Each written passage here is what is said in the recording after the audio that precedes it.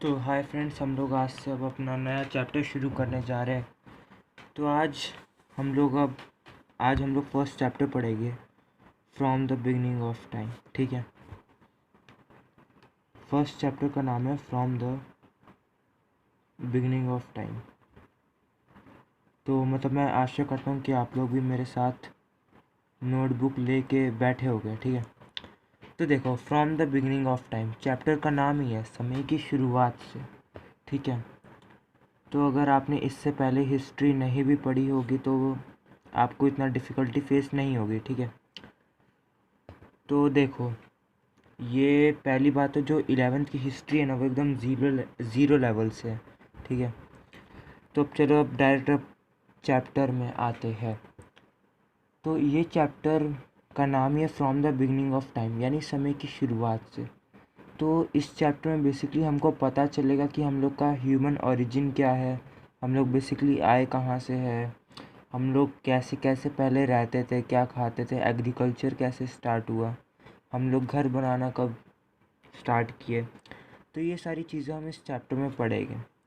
ठीक है, तो देखो, अभी इस चैप्टर के डायरेक्ट डेप्थ में जाने से पहले आपसे एक छोटा सा क्वेश्चन है जो एग्ज़ाम पॉइंट ऑफ व्यू से बहुत इम्पोर्टेंट भी है।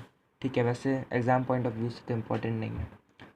ठीक है, तो देखो, सबसे पहले कि हम लोग को पता कैसे चलता है कि हमारे पास में कोई क्या कह सकते हैं, वॉर या कुछ चीज़ें हुई थी। हमको पता कैसे चलता है कि हमारे पास में डायनासोर एग्जिस्ट करते थे, क्योंकि हमको वो सब दिखे तो नहीं है। ऑब्वियसली हम लोग उनको देखे तो नहीं होंगे कि हाँ यार, डायनासोर थे हमारे पास में, है ना। हमको कुछ सबूत मिले हैं उस चीज़ के, जो हमें बताते हैं कि डायनासोर हुआ करते थे पास्ट में, है ना। तो उन सबूतों को, जो हमें हमारे पास्ट के बारे में बताए, उन सबूतों को हम बोलते हैं एविडेंसेस। ठीक है, तो मैं ये कह सकता हूँ कि हमें हमारे पास्ट के बारे में पता चलता है एविडेंसेस के थ्रू। ठीक है, तो जैसे कि मैंने अभी आपको बताया कि जो एविडेंसेस क्या होता है, कोई भी चीज़ जो हमें हमारे पास्ट के बारे में बताए।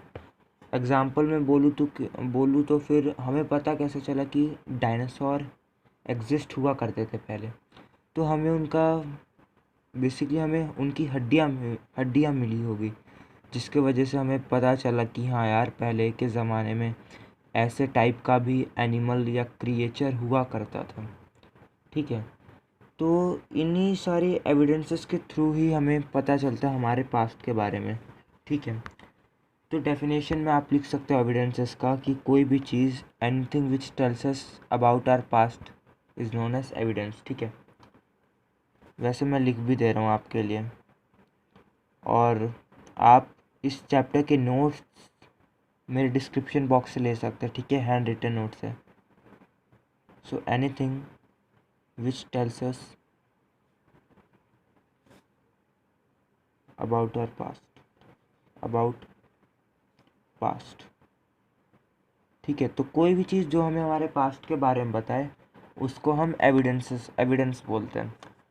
तो देखो, अगस्त 1856 से पहले हमें हमारे पास्ट के बारे में कुछ भी नहीं पता था।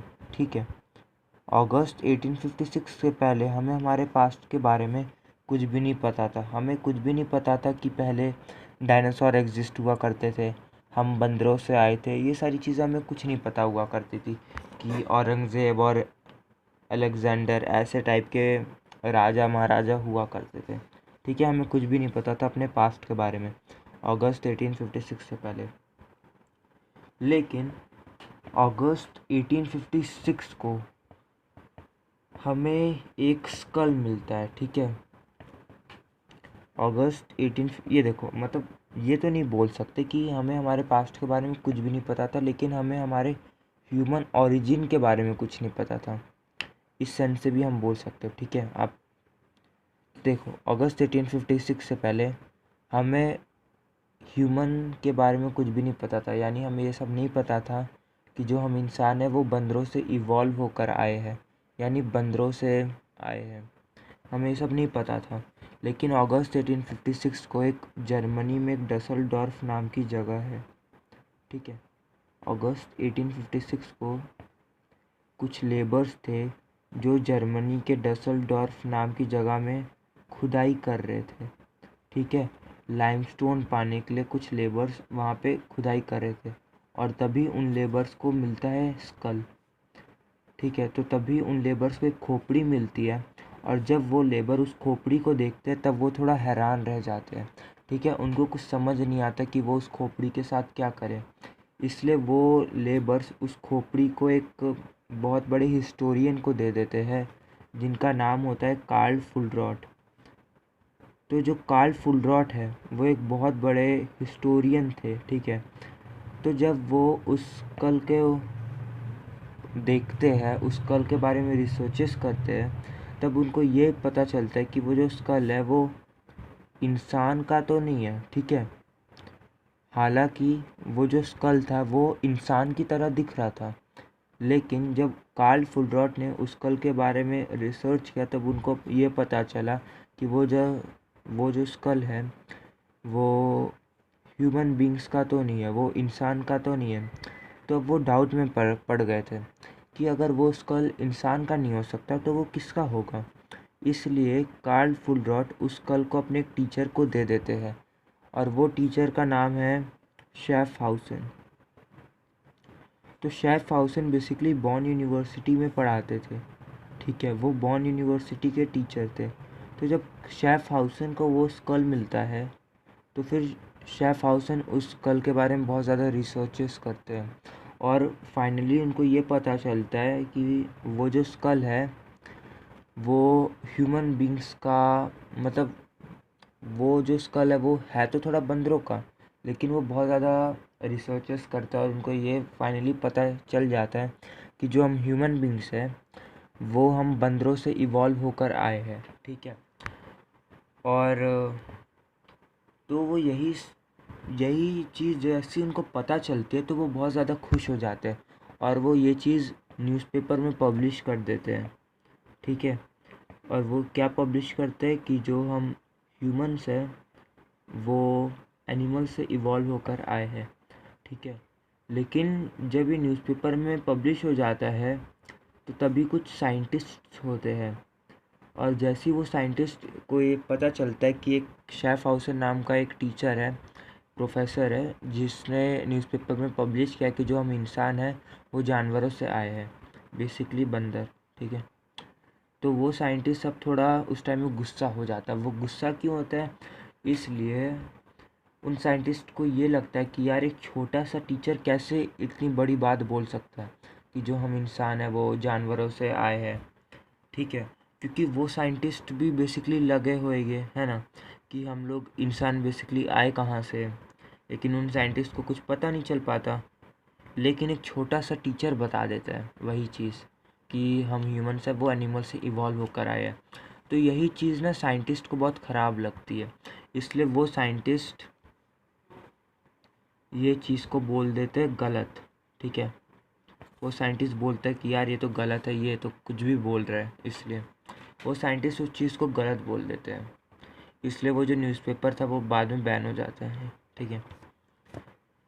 तो फिर उसके बाद 24 नवंबर 1859 को एक बहुत बड़े साइंटिस्ट थे जिनका नाम था चार्ल्स डार्विन, ठीक है। एक बहुत बड़े साइंटिस्ट थे जिनका नाम था चार्ल्स डार्विन।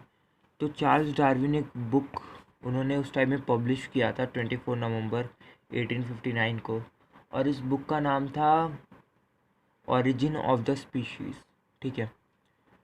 तो मैं अभी थोड़ा कैमरा डाउन कर रहा हूँ, ठीक है। आप तब तक नोट भी करते जाओ। कैमरा थोड़ा डाउन हो रहा है, ठीक है, हो गया। तो देखो, चार्ल्स डार्विन एक बुक पब्लिश करते हैं 24 नवंबर 1859 को, और उस बुक का नाम है on the origin of species, ठीक है। ओरिजिन ऑफ स्पीशीज़ था बेसिकली। तो उस बुक में चार्ल्स डार्विन ने ये सब बताया था कि जो हम ह्यूमन बींग्स हैं या जितने भी जानवर हैं धरती पर वो आए कहाँ से। उस बुक में चार्ल्स डार्विन ने ये सारी चीज़ें बताई थी, और उस बुक में चार्ल्स डार्विन ने हम इंसानों के बारे में भी बताया था। ये बताया था कि जो हम इंसान है वो बंदरों से ही आए हैं। इन्होंने भी वही चीज़ बोली थी जो शेफ हाउसन ने बोली थी, लेकिन ये बहुत बड़े साइंटिस्ट थे ना, और इन्होंने इसलिए इनका माना गया। ठीक है, तो इन्होंने बताया कि जो हम इंसान हैं वो बंदरों से आए हैं। ठीक है, एनिमल्स से आए हैं। Humans are evolve from animals. ठीक है, तो फिर इनकी चीज़ मानी भी गई थी क्योंकि इन्होंने एकदम एविडेंसेस के थ्रू बताया था। ठीक है, इन्होंने शेफ हाउसन से ज़्यादा एविडेंस भी दिए थे, इसी के वजह से इनकी बात को मानी गए था। तो अभी हम वही पढ़ेंगे कि अब इन्होंने अपनी बुक में लिखा क्या था। ठीक है, क्योंकि इनकी बुक में एक टॉपिक था ह्यूमन एवोल्यूशन। उसमें उन्होंने डायरेक्ट पूरा बताया था ह्यूमन बींग्स के बारे में कि हम कैसे आए हैं। तो बेसिकली अभी हम वही पढ़ेंगे, ह्यूमन एवोल्यूशन। ठीक है, ह्यूमन एवोल्यूशन। तो देखो, चार्ल्स डार्विन ये कहते हैं कि 36 मिलियन ईयर्स अगो से 24 मिलियन ईयर्स अगो तक। ठीक है, वैसे ये डेट्स याद रखने की ज़रूरत नहीं है। ठीक है, इतनी तो वो ये बोलते हैं कि 36 मिलियन ईयर्स अगो से 24 मिलियन ईयर्स अगो तक धरती पर थे प्राइमेट्स। ठीक है, प्राइमेट्स यानी बंदर। उसके बाद फिर धीरे धीरे धीरे धीरे प्राइमेट से एवोल्यूशन होता है और आते हैं होमोनॉइड्स। ठीक है, प्राइमेट से फिर एवोल्यूशन होता है और आते हैं होमोनॉइड्स। तो होमोनॉइड्स ना 24 मिलियन ईयर्स अगो से 6 मिलियन ईयर्स अगो तक थे धरती पर, होमोनॉइड्स। उसके बाद फिर धीरे धीरे होमोनॉइड से एवोल्यूशन होता है होमिनिड्स में। उसके बाद फिर और एवोल्यूशन होता है होमिनिड्स से दो पार्ट्स में बेसिकली, ऑस्ट्रेलोपिथिकस और होमो। ठीक है, तो ये चीज़ थोड़ी एक टाइप से आपको बोर कर सकती है, लेकिन देखना भी मज़े के साथ देखना। प्राइमेट से सबसे पहले, प्राइमेट से धीरे धीरे एवोल्यूशन होता है, एवोल्यूशन से होमोनॉइड्स। ठीक है, अब एवोल्यूशन क्या होता है पहले यही बता देता हूँ। एवोल्यूशन यानी कुछ चेंजेस आते हैं उनकी बॉडी में। बेसिकली आप ये भी समझ सकते हो कि प्राइमेट्स की बॉडी में कुछ चेंजेस आए जिनके वजह से वो होमोनॉइड्स बने। ठीक है, उसके बाद फिर होमोनॉइड से फिर धीरे धीरे होमिनिड्स बने। होमिनिड्स से अब दो चीज़ में वो डिवाइड हो गए, होमो और ऑस्ट्रेलोपिथिकस। ऑस्ट्रेलोपिथिकस स्पेलिंग याद रखना। ठीक है, ऑस्ट्रेलोपिथिकस। उसके बाद जो होमो है ना, होमो भी फिर बाद में डिवाइड होता है तीन पार्ट में, होमो सेपियंस, होमो इरेक्टस और होमो हबिलिस। ठीक है, तो हमने भी ये देखा कि जो सबसे पहले धरती पर थे प्राइमेट्स, उसके बाद फिर प्राइमेट से धीरे धीरे एवोल्यूशन होता है होमोनॉइड्स में, और फिर और एवोल्यूशन होमोनॉइड्स से आता है होमिनिड्स में। उसके बाद फिर होमिनिड्स से एवोल्यूशन आके दो ग्रुप में बढ़ता है, ऑस्ट्रेलोपिथिकस और होमो। उसके बाद फिर होमो से एवोल्यूशन होता है होमो सेपियंस, होमो इरेक्टस और होमो हबिलिस। उसके बाद में होमो सेपियंस से इरेक्टस होकर आते हैं हम लोग ह्यूमन बींग्स यानी कि। ठीक है, बाद में होमो सेपियंस से एवोल्यूशन होकर हम आते हैं। तो ये बेसिकली ह्यूमन एवोल्यूशन था कि ह्यूमन आए कैसे। तो देखो, पहले ह्यूमन बंदर थे, बंदर से फिर बंदर की बॉडी में और कुछ चेंजेस आए जिससे वो होमोनॉइड्स बने। होमोनॉइड से धीरे धीरे होमोनॉइड्स के बॉडी में फिर कुछ चेंजेस आए जिसके वजह से वो होमिनिड्स बने। अब होमिनिड्स के बॉडी में कुछ अलग अलग चेंजेस आए होंगे। समझ लो कुछ होमिनिड्स की बॉडी में एक टाइप का चेंज आया, दूसरे होमिनिड्स के बॉडी में दूसरे टाइप का चेंज आया, जिसके वजह से वो दो पार्ट में डिवाइड हो गए, ऑस्ट्रेलोपिथिकस और होमो। उसके बाद होमो के बॉडी में भी बहुत ज़्यादा चेंजेस आए होंगे तरह तरह के, जिसके वजह से वो होमो सेपियंस, होमो इरेक्टस और होमो हबिलिस बने। उसके बाद होमो सेपियंस की बॉडी में भी फिर कुछ चेंजेस आए होंगे जिसके वजह से वो ह्यूमन, आज के इंसान बने। तो देखो, हमने अभी तक ये देखा कि हम ये कह सकते हैं कि प्राइमेट्स की बॉडी में बहुत ज़्यादा चेंजेस आए जिसके वजह से वो इंसान बना, है ना। आसान शब्दों में मैं ये भी कह सकता हूँ, है ना, ये कहने की बजाय कि पहले होमोनॉइड्स आए, होमिनिड्स आए, उसके बाद ये आए, है ना। मैं डायरेक्ट भी कह सकता हूँ कि प्राइमेट्स की बॉडी में बहुत ज़्यादा चेंजेस आए जिनके वजह से वो आज के इंसान बने, है ना। बंदरों की बॉडी में बहुत ज़्यादा चेंजेस आए जिनके वजह से वो आज के इंसान बने। तो वो सारे चेंजेस जो बंदरों की बॉडी में आए जिसके वजह से वो बहुत ज़्यादा इवॉल्व होकर आज के इंसान बने, उन सारे चेंजेस को हम बोलेंगे पॉजिटिव फीडबैक मैकेनिज़्म। तो ये बेसिकली 1 मार्क्स का आता है, ठीक है। तो पॉजिटिव फीडबैक मैकेनिज़्म क्या है, अगर मैं आपसे वापस पूछूँ तो फिर आप बोलोगे कि जो पॉजिटिव फीडबैक मैकेनिज़्म है वो सारे चेंजेस को हम कहते हैं जिनके वजह से प्राइमेट्स यानी बंदर आज के इंसान बन पाए हैं। तो वो सारे चेंजेस को हम बोलेंगे पॉजिटिव फीडबैक मैकेनिज़्म। अभी अगर आप अपनी बुक देखोगे तो आपकी बुक में लिखा होगा अर्ली ह्यूमंस, ठीक है। तो बंदरों को हम अर्ली ह्यूमंस भी बोलते हैं। और अर्ली ह्यूमंस क्यों बोलते हैं? क्योंकि उन्हीं के वजह से आज के इंसान आए, ठीक है। आज के इंसान को हम बोलते हैं मॉडर्न ह्यूमंस। पहले के बंदरों को बोलते थे हम लोग अर्ली ह्यूमंस, क्योंकि हम लोग बंदरों से इवॉल्व होकर आए हैं, ठीक है। और वो सारे चेंजेस जो बंदरों की बॉडी में हुए जिनके वजह से वो आज के मॉडर्न ह्यूमन बींग्स बने, उन सारे चेंजेस को हम बोलेंगे पॉजिटिव फीडबैक मैकेनिज़्म। तो अगर मैं डेफिनेशन की बात करूँ तो आप डेफिनेशन जो मैंने आपको नोट्स प्रोवाइड किया है डिस्क्रिप्शन में उससे भी देख सकते हो, नहीं तो मैं आपको वैसे बता भी रहा हूँ। तो देखो, इसकी डेफिनेशन है those changes due to changes occurred in the body of early humans यानी प्राइमेट्स ड्यू टू विच जिसके कारण they became modern human beings, जिसके कारण वो आज के इंसान बन पाए, ठीक है। यानी कि changes that occurred in early human beings और primates due to which they became modern human beings are is called या फिर are called positive feedback mechanism. तो ये तो हमने पॉजिटिव फीडबैक मैकेनिज्म के बारे में पढ़ लिया। अब हम लोग पढ़ते हैं अपना नेक्स्ट टॉपिक जिसके लिए आप थोड़ा बहुत ज़्यादा जिज्ञासु हो गए। वो है हम लोग का कि ह्यूमन ओरिजिन, कि बेसिकली हम इंसान आए कहाँ से है। तो अभी हम इसके बारे में बात करेंगे, ठीक है।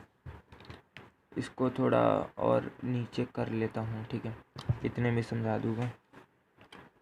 अभी हम लोग पढ़ेंगे ओरिजिन हम लोग इंसानों की, कि हम लोग यार इंसान आए कहाँ से। आप लोग को दिमाग में आया होगा ना, ठीक है, क्योंकि अब ये तो पता है बंदरों से आए हैं, लेकिन हम लोग किस जगह से आए हैं ये डाउट तो होगा, है ना, कि हम लोग किस जगह से आए हैं इंसान।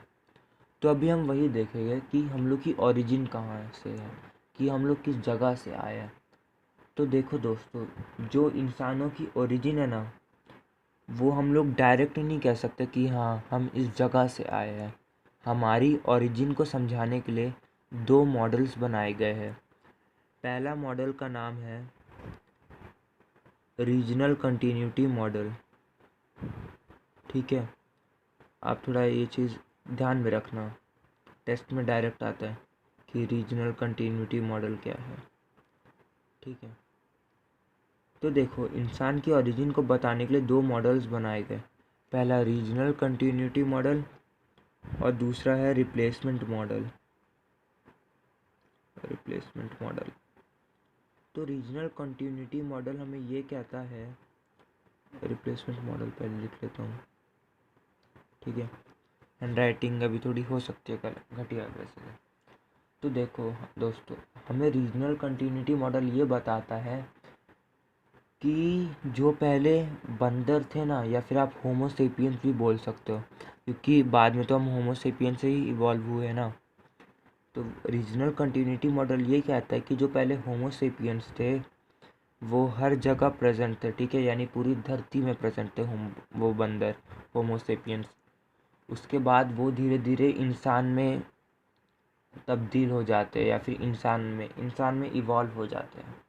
ठीक है, इसका मतलब इंसान की ओरिजिन फिर हर जगह से है। ठीक है, हर जगह से इंसान आया है। वापस मैं रिपीट करूँगा कि जो रीजनल कंटिन्यूटी मॉडल है वो ये कहता है कि जो पे होमो सेपियंस थे वो पूरी धरती पर पहले प्रेजेंट थे, उसके बाद वो बाद में इवॉल्व होते हैं या फिर बाद में उनकी बॉडी में कुछ चेंजेस आते हैं जिनके वजह से वो आज के इंसान बन जाते हैं, मॉडर्न ह्यूमन बींग्स बन पाते हैं। तो ये जो रीजनल कंटिन्यूटी मॉडल है ना, ये सपोर्ट करता है कलर डिफरेंसेस को। ठीक है, अब बात करते हैं रिप्लेसमेंट मॉडल की। अगर मैं रिप्लेसमेंट मॉडल की बात करता हूँ तो रिप्लेसमेंट मॉडल मैं कह सकता हूँ कि जो रिप्लेसमेंट मॉडल हमें ये बताता है कि जो हम होमो सेपियंस थे वो पहले अफ्रीका में प्रेजेंट थे, उसके बाद फिर धीरे धीरे उनकी बॉडी में चेंजेस आते हैं या फिर एवोल्यूशन होता है जिसके कारण वो मॉडर्न ह्यूमन बींग्स बन पाते हैं। उसके बाद अफ्रीका से मॉडर्न ह्यूमन बींग्स दुनिया के हर जगह में चले जाते हैं। ठीक है, यानी चले जाते हैं। ठीक है, माइग्रेट कर जाते हैं। तो ये जो मॉडल है ये सपोर्ट करता है सिमिलैरिटीज़ को। ठीक है, इंसानों की 2 हाथ है, 2 पैर है, ये सारी चीज़ों को। अब हम लोग बेसिकली पढ़ेंगे कि हम लोग पहले के ज़माने में हम लोग खाना कैसे पाते थे, रहते कहाँ थे, ये सारी चीज़ें बेसिकली। ठीक है, तो अभी थोड़ा कैमरा वापस एडजस्ट करना पड़ेगा। तो दोस्तों अब हम लोग पढ़ेंगे कि हम लोग पहले के ज़माने में हम लोग अपना खाना कैसे ऑब्टेन करते थे। ठीक है, हम लोग यानी पहले के ज़माने में हम लोग खाना कैसे पा लेते थे, अभी हम इसकी बात करेंगे। ठीक है, वेज ऑफ ऑब्टेनिंग फूड, इसकी हम लोग अभी बात करेंगे। तो देखो दोस्तों, हम लोग पहले के ज़माने में 4 तरीक़ों से हम लोग खाना ऑब्टेन कर लेते थे। ठीक है, 4 तरीक़ों से, और वो 4 तरीके क्या थे अभी हम इसकी भी बात करते हैं। चलो, पहला था गैदरिंग। हाँ ठीक है, कैमरे में दिख रहा है। पहला था गैदरिंग, दूसरा है हंटिंग, तीसरा है स्कैवेंजिंग और चौथा है फिशिंग।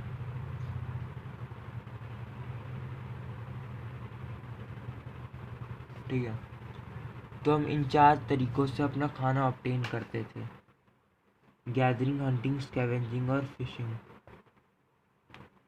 तो देखो, अभी अगर मैं बात करता हूँ गैदरिंग की, तो गैदरिंग का मतलब होता है कि हम लोग पहले जगह जगह मतलब घूमते रहते थे और जिस पेड़ में हमें फल दिख जाए तो खा लेते थे। ठीक है, यानी हम लोग ट्रैवल करते रहते थे for the search of food, travel for the search of food. ठीक है, ये गैदरिंग का मतलब हो गया। अभी अगर हम हंटिंग की बात करते हैं तो हंटिंग का मतलब तो आपको पता ही होगा कि जानवरों का शिकार करके खाना। ठीक है, अब बात करते हैं स्कैवेंजिंग की। स्कैवेंजिंग अगर मैं बोलूँ तो फिर मैं कह सकता हूँ कि पहले के ज़माने में हम इंसान पहले से जो जानवर पहले से मतलब मरे हुए जानवरों को हम खाते थे। इसका मतलब हमने नहीं मारा, वो नेचुरली मर गए, यानी अपनी लाइफ साइकिल कंप्लीट करके मर गए। ठीक है, हम लोग पहले से मरे हुए जानवरों को खाते थे या फिर किसी और जानवर ने मार दिया। ठीक है, तो वो था स्कैवेंजिंग, यानी मरे हुए जानवर को खाना। फिशिंग भी आपको पता है कि मछली पकड़ना और खाना। तो देखो, जो हम ये सारी चीज़ें हम बोल रहे कि हम ऐसे ऐसे तरीक़ों से फूड ऑब्टेन करते थे, ये हम अपनी ऐसे नहीं अपने मन से नहीं कह रहे, हमें इसके एविडेंसेस मिले। जैसे हमें हंटिंग के एविडेंस मिले हैं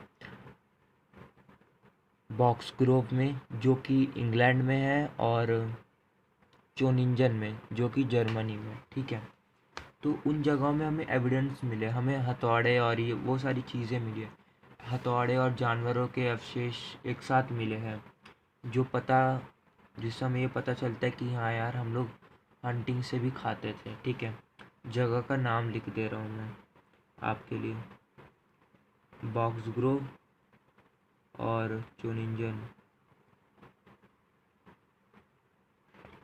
तो ये सारे हमें एविडेंसेस मिले, ठीक है, हर चीज़ों के हम एविडेंसेस मिले जिससे हम बता रहे हैं कि हाँ यार ये सारी तरीक़ों से हम अपना फूड ऑब्टेन करते थे। अब हम बात करते हैं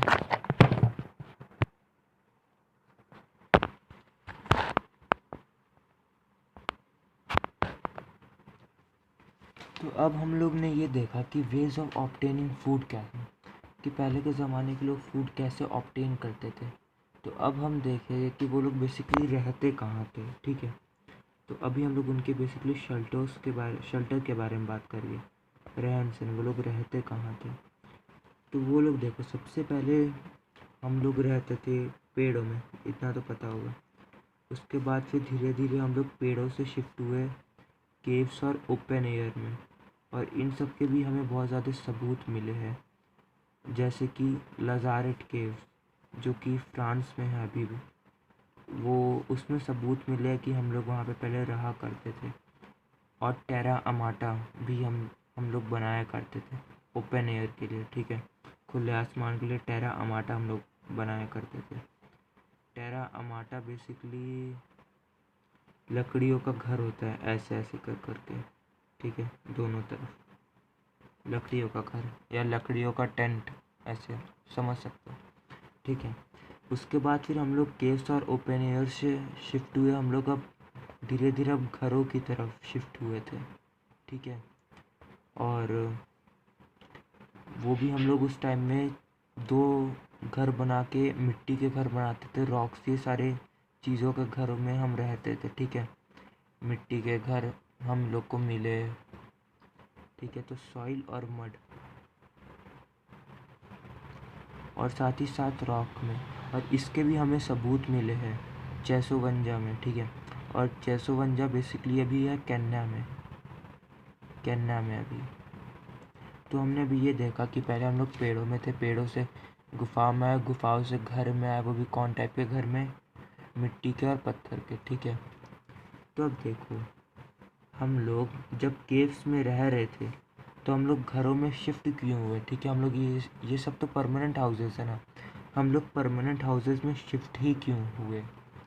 तो देखो, उसके भी बहुत ज़्यादा रीज़न्स थे कि हम लोग गुफाओं से परमानेंट हाउस में क्यों शिफ्ट हुए। पहला रीज़न ये था कि जो गुफाएं और ये सारी जगह थी ना, वो कुछ दिनों तक रहने के लिए थी, ठीक है, यानी उससे हम लोग पूरा ज़िंदगी भर नहीं रह सकते थे उसी जगह में, क्योंकि जानवरों का खतरा रहता था। और इसके अलावा ओपन एयर में भी जानवरों का खतरा रहता था, और साथ ही साथ में मौसम के वजह से भी केव्स और ओपन एयर में ठीक नहीं रहता था, ठीक है। और उसके बाद फिर इसी कारणों के वजह से और भी बहुत सारे कारण थे, ठीक है। तो अभी हम लोग उसी चीज़ के बारे में बात करते हैं कि हम लोग क्यों शिफ्ट हुए केव्स और ओपन एयर से हाउसेस में। तो देखो, अभी ये समझो कि 10,000 BCE से, ठीक है, 10,000 BCE से 4,500 BCE तक, अभी मैं ये अज्यूम कर रहा हूँ कि आपको BCE और AD का कंसेप्ट पता होगा, नहीं पता तो अभी एक बार देख लो, 1 मिनट के अंदर समझा रहा। तो देखो, जिस साल को जीसस क्राइस्ट मरे थे, ठीक है, तो जीसस क्राइस्ट बेसिकली एक भगवान है, ठीक है। तो जिस साल को जीसस क्राइस्ट मरे थे उस साल को हम मानते हैं 0, ठीक है। और उस साल के बाद वाला समय, ठीक है, यानी 1 2 3 ऐसे करके, ठीक है, ऐसे करके नंबर लाइन जाती है, और इसके पीछे भी 1 2 3 नंबर लाइन जाती है, ठीक है। तो देखो, जीसस क्राइस्ट जिस साल मरे थे उसको हम कहते हैं 0 जी, ठीक है। और उनके मरने के बाद वाले समय को हम लोग बोलते हैं AD या फिर CE। तो फुल फॉर्म क्या पता है? ठीक है, तो फिर जिस साल जीसस क्राइस्ट मरे थे उस साल के बाद वाले समय को हम लोग बेसिकली AD बोलते हैं, ठीक है। यानी 1 AD 2 AD 3 AD 4 AD, या 1 CE 2 CE 3 CE 4 CE। और जीसस क्राइस्ट के मरने के पहले वाले समय को हम बोलते हैं BCE या फिर CE, ठीक है। BCE का फुल फॉर्म है बिफोर क्राइस्ट, और AD का फुल फॉर्म है आफ्टर द डेथ। तो सॉरी दोस्तों, थोड़ा डिस्टर्बेंस हो गया था, ठीक है। तो ठीक है, जीसस क्राइस्ट के मरने के बाद वाले समय को एडी और सीई से बोलते हैं, 1 AD 2 AD। ठीक है, तो अभी बेसिकली एडी ही चल रहा है, 2020 AD, 2020 AD। ठीक है, या फिर सीई भी बोल सकते हो। और जीसस क्राइस्ट के मरने के पहले वाले समय को हम BCE या फिर CE बोलते हैं, 1 BCE, 2 BCE, 3 BCE। तो अभी आपने एक चीज़ गौर किया होगा, BCE में हम लोग बड़े नंबर से छोटे नंबर में आते हैं। ठीक है, यानी 10,000 BCE से 4,500 BCE तक, या फिर मैं बोल सकता हूँ 4,000 BCE से 1 BCE तक। ठीक है, तो यहाँ से बड़े नंबर से छोटे नंबर से आते हैं। और AD में या फिर CE में हम लोग छोटे से बड़े जाते हैं, यानी 1 साल से 4 साल तक ऐसे। ठीक है, अभी आप ऐसे समझ गए होंगे, ये कॉन्सेप्ट इजी था बहुत। तो अभी हम लोग वही यही पढ़ते हैं कि वो हम लोग बेसिकली केव्स और ओपन एयर से हाउसेस में हम लोग शिफ्ट ही क्यों हुए। ठीक है, तो देखो 10,000 BCE से 4,500 BCE तक हम लोग ये सब चीज़ों के बारे में हमको पता चल गया था। ठीक है, हमने ये सारी चीज़ों के बारे में पढ़ना शुरू कर दिया था। स्टडीड प्लांट्स एंड एनिमल्स, जानवर और पौधों के बारे में हम लोग पढ़ना और ये सारी चीज़ें शुरू कर दिए थे, जिसके वजह से अब इसी चीज़ के वजह से ना एग्रीकल्चर की शुरुआत हुई, जब हमको पता चल गया कि कौन सा पौधा कब ग्रो होता है, कैसे ग्रो होता है। ठीक है, led to the beginning of agriculture. तो जब हमें ये सारी चीज़ें पता चल गई तो इसी के वजह से एग्रीकल्चर की शुरुआत हुई।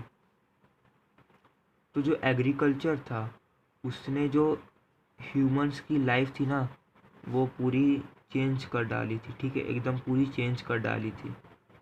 तो अब क्या हुआ था, हम अभी उसी की बात करते हैं।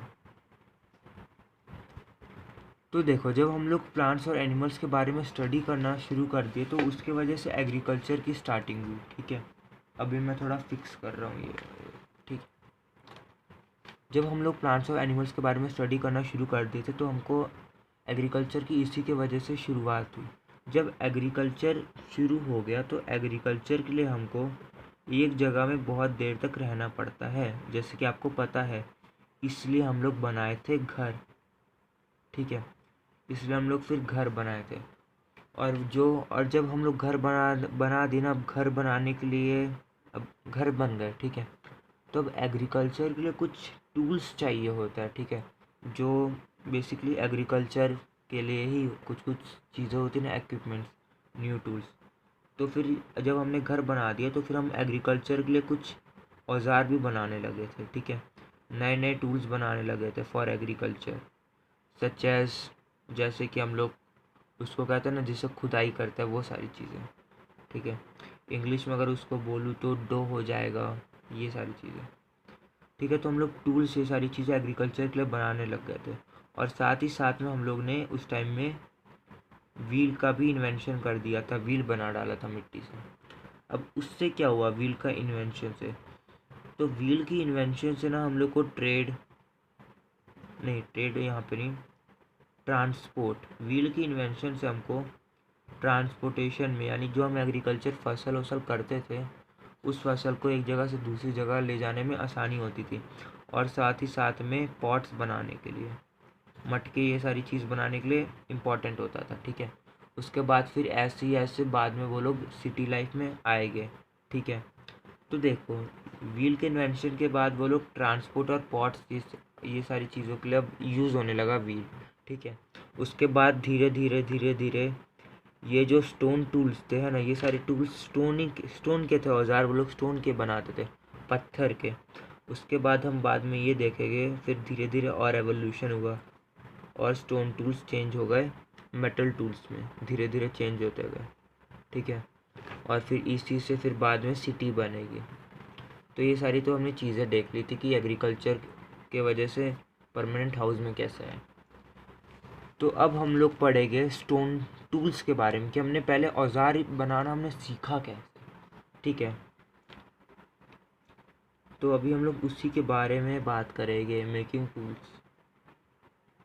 ठीक है, तो देखो सबसे पहले टूल्स ना बनाया था ऑस्ट्रेलोपिथिकस ने।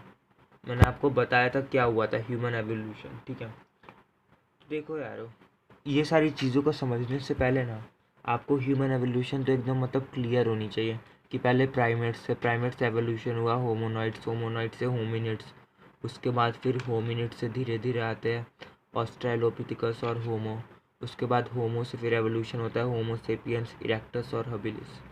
तो ये सारी चीज़ें आपको क्लियर होनी चाहिए, ठीक है। उसके बाद ही फिर आप थोड़ा आगे बढ़ना, ठीक है। और जैसे कि मैंने आपको बता दिया, नोट्स के लिए आप डिस्क्रिप्शन भी चेक कर सकते हो। तो फ़िलहाल अभी मैं पानी पीने जा रहा हूँ, इसके अभी आगे का पार्ट थोड़ी देर बाद स्टार्ट करूँगा, ठीक है। तो तब तक के लिए आप भी थोड़ा रेस्ट ले सकते हो क्योंकि आधे घंटे हो गए हैं। तो चलो दोस्तों, अभी हम लोग ये मेकिंग टूल्स के बारे में बात करेंगे, ठीक है। तो देखो, सबसे पहले टूल्स ना ऑस्ट्रेलोपिथिकस ने बनाए थे, याद रखना, ठीक है। तो ऑस्ट्रेलोपिथिकस ने सबसे पहले टूल्स बनाए थे, ठीक है। तो फिर सबसे पहले टूल्स, जैसे कि मैंने अभी आपको बार बार बता चुका हूँ कि सबसे पहले टूल्स ऑस्ट्रेलोपिथिकस ने बनाए थे। तो फिर ऑस्ट्रेलोपिथिकस ने अपने हाथ और अपने दिमाग का इस्तेमाल करके, हैंड एंड माइंड, सोच या फिर ब्रेन, ठीक है, हाथ और दिमाग का इस्तेमाल करके वो लोग टूल्स बनाते थे, ठीक है। और टूल्स जैसे उन्होंने तरह तरह के टूल्स बनाना शुरुआत कर दिया ना, जैसे कि उन्होंने टूल्स में बनाया था थ्रोवर्स, बो एंड एरो, यानी कि भाला होता है जिसको हम थ्रोवर्स बोलते हैं इंग्लिश में, और बो एंड एरो तो तीर धनुष, ठीक है। तो ऐसे ऐसे तरह तरह के वो लोग टूल्स बनाना शुरू कर दिए थे, जिसके वजह से उनके लिए हंटिंग बहुत ईजी हो गई, ठीक है। तो टूल्स बनाने की वजह से ना उनके लिए हंटिंग बहुत ज़्यादा इजी हो गई थी। उसके बाद फिर वो धीरे धीरे और ज़्यादा चीज़ों का इन्वेंशन कर देते हैं, जैसे कि उन्होंने इन्वेंट कर दिया था स्विंग नीडल। देखो, जो सिलाई होती है ना, सिलाई की जो सुई होती है ना, उसको उन्होंने अब इन्वेंट कर दिया था, और उनको पता भी चल गया था कि सिलाई ये सब कैसे करते हैं। Invented swing needle and swing, ठीक है। तो उन्होंने स्विंग नीडल का इन्वेंट कर दिया था। तो जब उन्होंने स्विंग नीडल का इन्वेंट कर दिया था और उनको पता भी चल गया था कि सिलाई ये सारी चीज़ें कैसे करते हैं, तो फिर वो लोग फरी एनिमल्स को ट्रैप करने लगे थे। अब फरी एनिमल्स को वो इसलिए ट्रैप करते थे जिससे वो कपड़े बना सके, ठीक है। फरी एनिमल्स को बेसिकली वो लोग बाल निकाल कर कपड़े बनाते थे, ठीक है। क्लोथ्स के लिए वो लोग ट्रैप करना शुरू कर दिए। तो ये था थोड़ा बहुत सबसे छोटा टॉपिक बेसिकली, ठीक है, इस चैप्टर का, मेकिंग टूल्स। इसमें हमने अभी ये देखा कि जो ऑस्ट्रेलोपिथेकस थे उन्होंने सबसे पहले टूल्स बनाना सीखा। तो फिर उन्होंने अपने हाथ और अपने दिमाग के बल से उन्होंने वो लोग टूल्स बनाते थे। और बेसिकली वो लोग टूल्स में थ्रोवर्स और बो एंड एरो ये सारी चीज़ें बनाते थे। तब जब वो लोग औज़ार यूज़ करने लगे, औज़ार से उनका शिकार करना बहुत आसानी हो गया था। उसके बाद फिर वो लोग अब धीरे धीरे स्विंग नीडल इन्वेंट करते हैं, और फिर उनको सिलाई ये सारी चीज़ें भी आ जाती है। अब जब वो लोग स्विंग नीडल का इन्वेंट कर देते तो फिर वो लोग अब फरी एनिमल्स को ट्रैप करना शुरू कर देते हैं, यानी वो जानवर जिनके बहुत ज़्यादा बाल होते हैं लंबे लंबे। उस टाइम में मैमथ ये सारी चीज़ों के हुआ करते थे। तो लोग फरी एनिमल्स को ट्रैप करने लगे, चालू कर दिए, जिससे जिससे वो लोग अब उनकी खाल से ना कपड़े बनाते थे खुद के लिए। तो यहाँ से बेसिकली अब वो लोग कपड़ा भी पहनना शुरू कर दिए थे। तो अब हम लोग देखें कि लैंग्वेज कैसे डेवलप हुई, आर्ट्स और बाकी सारी चीज़ें के बारे में। तो अभी बस 3 टॉपिक ही बचा है, चलो अब वो भी ख़त्म कर देते हैं इन वन शॉट। तो अब वापस थोड़ा स्क्रीन चेंज करना पड़ेगा। I hope that you have note down all the things. तो दोस्तों, अब हम लोग बात करते हैं लैंग्वेज का, कि लैंग्वेज डेवलप कैसे हुई बेसिकली, ठीक है। थोड़ा कैमरा सेट करने दो ऐसे, ठीक है। तो अब हम लोग बात करते हैं लैंग्वेज का, कि लैंग्वेज बेसिकली डेवलप कैसे हुई है पहले। लैंग्वेजेस की हम लोग अभी बात करेंगे, ठीक है, कि हम लोग अब बोलना कैसे सीखें। तो देखो, सबसे पहले बोलना ना होमिनिड्स ने सीखा था, होमिनिड्स। तो वो लोग बेसिकली, देखो अभी लैंग्वेज को समझने से पहले आपको ये पता होना चाहिए कि लैंग्वेज क्या होता है। तो देखो, लैंग्वेज कोई भी चीज़ जिसके ज़रिए आप अपनी फीलिंग या फिर आप अपने इमोशंस कोई दूसरे व्यक्ति को बता सके, उसको हम लैंग्वेज बोलेंगे, ठीक है। तो कोई भी चीज़ जिसके ज़रिए आप अपनी इमोशंस बता सके दूसरे बंदे को, उसको हम लैंग्वेजेस बोलते हैं। चाहो तो आप उन लैंग्वेजेस, ये देखो लैंग्वेज कहने का मतलब ये है कि जो लैंग्वेज है ना, उसको बस बोल कर ही नहीं बताई जा सकती। मैं चाहूँ तो अगर मैं आपको साइन लैंग्वेज से अगर कुछ मैं आपको बता रहा हूँ, ठीक है, साइन से बिना बोले अगर मैं आपको हाथ दिखा के कुछ बता रहा हूँ, तो फिर उसको भी हम लैंग्वेज बोलेंगे, क्योंकि मैं अपने हाथों के ज़रिए आपको कुछ बता रहा हूँ, ठीक है। तो वो हो जाएगी लैंग्वेज। तो अभी हम यही देखते हैं कि जो सबसे पहले लैंग्वेज ना होमिनिड्स ने डेवलप किया था, ठीक है। होमिनिड्स ने सबसे पहले लैंग्वेज ये लोग का यूज़ करते थे, ठीक है, डेवलप हुई थी होमिनिड्स में, लैंग्वेज का ये लोग यूज़ करते थे। तो वो लोग पहले ना गेस्चर्स और हैंड मूवमेंट्स का यूज़ करते थे। वो लोग पहले गेस्चर्स और हैंड मूवमेंट्स का होमिनिड्स पहले यूज़ किया करते थे। उसके बाद फिर धीरे धीरे और एवोल्यूशन हुआ और वो लोग अपनी वोकल कॉर्ड का यूज़ करने लगे, लेकिन यानी अपनी आवाज़ का वो लोग अब इस्तेमाल करने लगे, अपने गले का इस्तेमाल करने लगे, लेकिन वो नॉन वर्बल वर्बल नहीं था, ठीक है, नॉन वर्बल था।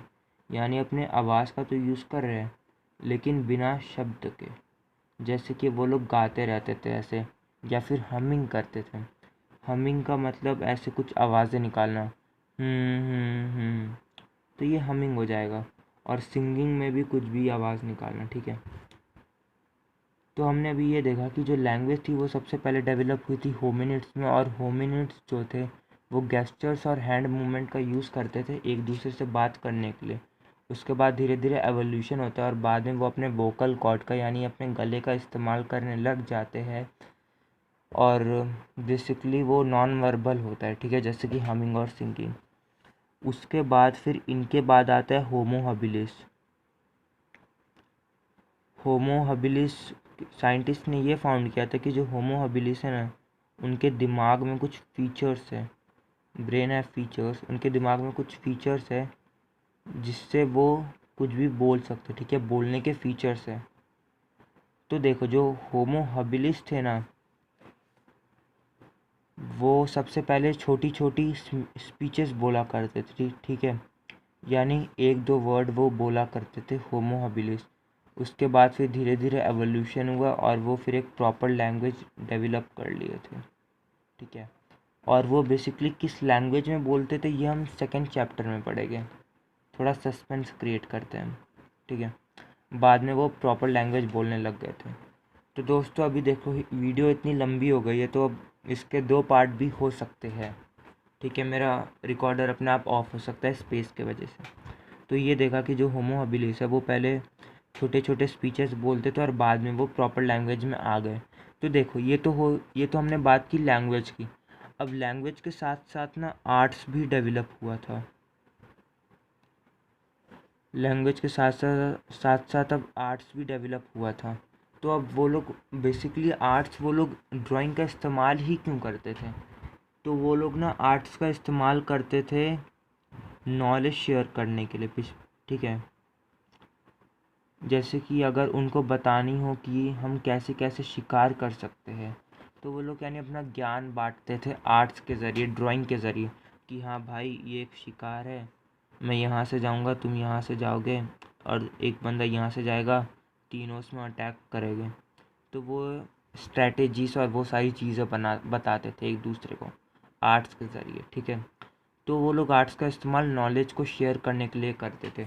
अब उनके आर्ट्स का अब हमको बहुत सारे सबूत मिले हैं, ठीक है, क्योंकि हिस्ट्री में हम कोई भी चीज़ ऐसी नहीं बोलते, हमें बहुत सारे सबूत मिले हैं।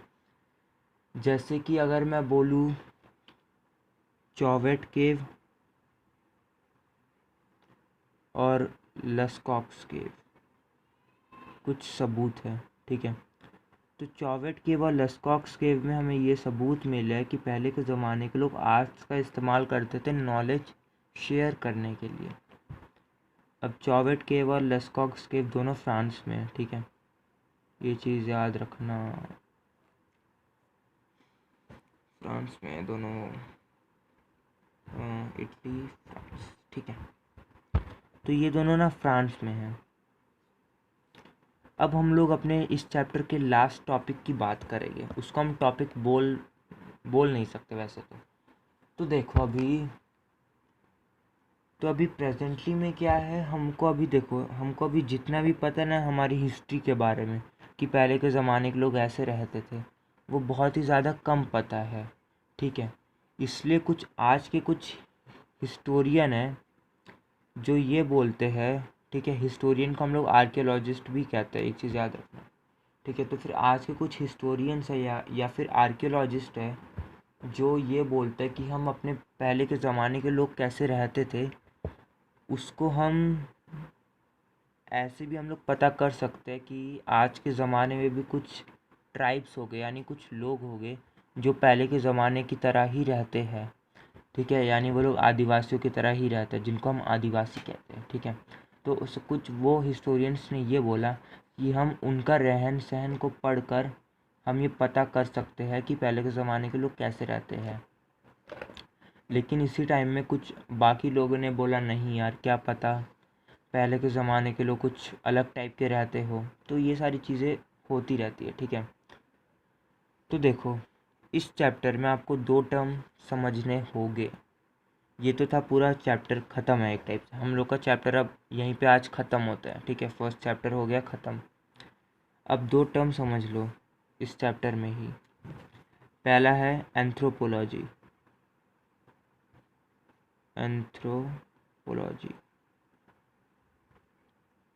और दूसरा है एथनोग्राफी, ठीक है। तो देखो एंथ्रोपोलॉजी क्या है कि हमारे जो इंसान है ना, इनके पास्ट के बारे में स्टडी करना कि वो लोग कैसे रहते थे, क्या खाते थे, वो सारे उन लोग का रहन सहन, उनका बॉडी का ढांचा कैसे था, उनका स्ट्रक्चर कैसे था, बायोलॉजिकल स्ट्रक्चर, बॉडी का स्ट्रक्चर, वो सारी चीज़ों को स्टडी करना, यानी हमारे पास्ट के बारे में, हमारे पूर्वजों के बारे में स्टडी करना कि वो लोग कैसे रहते थे, ये सारी चीज़ों के बारे में स्टडी करना हम एंथ्रोपोलॉजी कहते हैं, ठीक है। एंथ्रोपोलॉजी में आता है। और अगर मैं बात करता हूँ एथनोग्राफी की, तो एथनोग्राफी का मतलब कोई भी एक कम्युनिटी या फिर कोई भी एक ट्राइब के बारे में स्टडी करना कि वो लोग कैसे रहते हैं, ये सारी चीज़ों के बारे में स्टडी करने को हम कहते हैं एथनोग्राफी। तो ये आपके कुछ टर्म्स में आ जाते हैं ना, डिफाइन द फॉलोइंग, 1 मार्क्स के 2 चीज़, एंथ्रोपोलॉजी और एथनोग्राफी। एंथ्रोपोलॉजी क्या होती है कि हम लोग पहले के ज़माने के लोग कैसे रहते थे, क्या खाते थे, उनका बॉडी का स्ट्रक्चर कैसे था, वो सारी चीज़ें। और एथनोग्राफी यानी कि कोई भी एक पर्टिकुलर ट्राइब या फिर एक कम्युनिटी के बारे में स्टडी करना कि वो लोग कैसे रहन सहन, उनका खाना पीना, ये सारी चीज़ें। तो दोस्तों ये तो था हम लोग का फर्स्ट चैप्टर। अगर आपको इसके नोट्स चाहिए तो डिस्क्रिप्शन या फिर कमेंट में आप बोल सकते हो, मैं आपको दे दूँगा, ठीक है। तो हो गया, अब हम लोग बात करेंगे सेकंड चैप्टर की, ठीक है। और मैंने वैसे इकोनॉमिक्स की भी वीडियो अपलोड की, आप चेक कर सकते हो। सो तब तक के लिए बाय।